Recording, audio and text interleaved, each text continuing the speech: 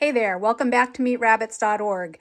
So one of the questions that goes round and round forums, it comes up, I don't know how often, but it's just always kind of circling in there, is if you want to grind your meat rabbits, your rabbit meat for pet food, for say like a prey diet, a raw food diet, anything of that nature, what do you need to do it? What size grinder should you have? So this is my grinder that I bought specifically for this purpose so that it could grind whole rabbit. Now, my recommendations for what to buy came straight from a butcher friend who I used to work with. I worked in a custom slaughterhouse, butchery. I ran the kitchen. He ran the other room, but we collaborated a lot. And he also used to grind a lot himself, pork, rabbit, all sorts of things. So he was the guy in the know. So here's what he told me.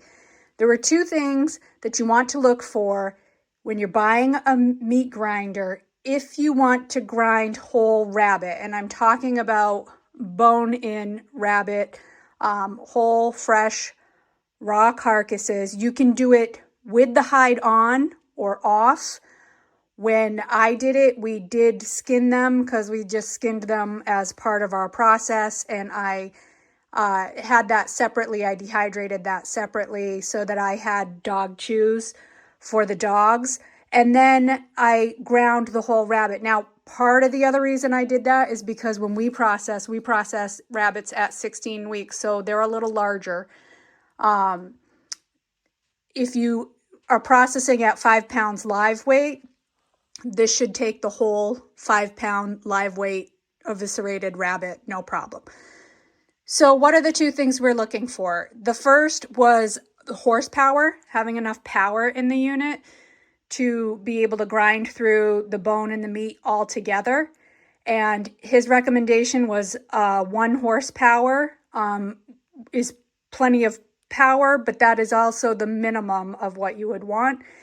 And the other consideration was the size of the neck, the size of the tube. And his recommendation was number 22 neck or tube. So that's pretty standard. It doesn't really matter who your manufacturer is. Kind of both those things are standard things. It's standard to have a horsepower rating like that, and it's standard to have a neck tube size. I think they go incrementally up and down. Like, I think you could go to a 24. Don't quote me on that because I'm not the butcher. But I do know that he said 22-inch or a number 22 tube is what would take that rabbit meat. So, prepping the rabbit. Okay. Like I said, I did skin mine, but you don't have to. Most people do eviscerate, so they remove the guts. You can do organs in or out, or you can grind the organs separately into the grind when you do it. That's kind of how I did it because, again, it just goes back to how we process. We were processing kind of at the same time for the house and then setting aside what I wanted for the pet food. But we just stuck with the same process just to keep everything kind of easy. So the organs that I wasn't using for us, I threw into the ground mix. But it seems like it couldn't be done, like grinding bones. Does that make sense? But I'm telling you, it does. You just need a machine that is strong enough to do it.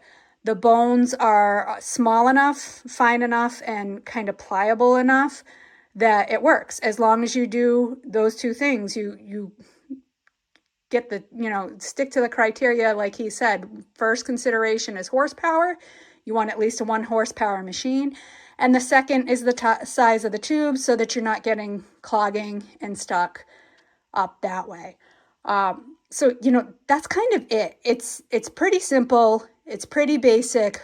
But the biggest question we all have is, what unit do I need? So obviously mine's from Walton's. They're a pretty reputable company. I do know some butcher friends who own these themselves.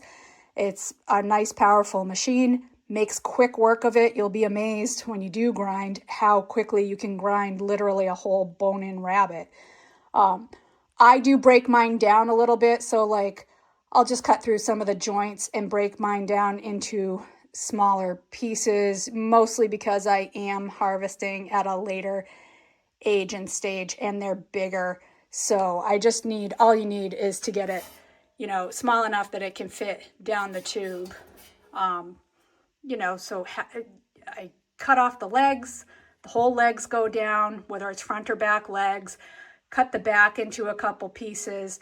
That all goes in there and we're good to go. And then bagging, I did get from, I think from Lem, these plastic bags that I can fit right over the mouth of the grinder, and I grind right into them. I usually do the coarse plate, and I usually just grind it once because, you know, this is for the pets and they can handle that. You definitely can grind it multiple times. If you want it finer, you can also go down to a smaller plate. This is probably a little on the fine side. Somewhere I do have kind of an in-between plate that's a little bit of a better option. I also got the hog rings, so those, once you grind into the bag, twist the neck, the hog rings with the hog ring pliers, they go right onto those necks, close them up, and you've got a nice sealed package, goes straight in the freezer, just pull it out when I want it. Haven't done any in a while because we moved and we're still getting back up to production, but hoping to do some soon. And when I do, I will come back here and take more videos of that process and that product for you. But I didn't want to wait on getting that information out there because it is such just a common question that everybody needs to know. What do I need to buy if I want to grind my rabbit meat or my whole rabbits for my pets? And there you go. There's your answer. Thanks for being here. Come on over to meatrabbits.org. The specs and information are in an article there. We also have lots of other tips and tricks for grinding, deboning, sausage making for you, not for your dogs, and all sorts of other stuff, including recipes. So come on over there. Thanks for being here. I'll see you next time.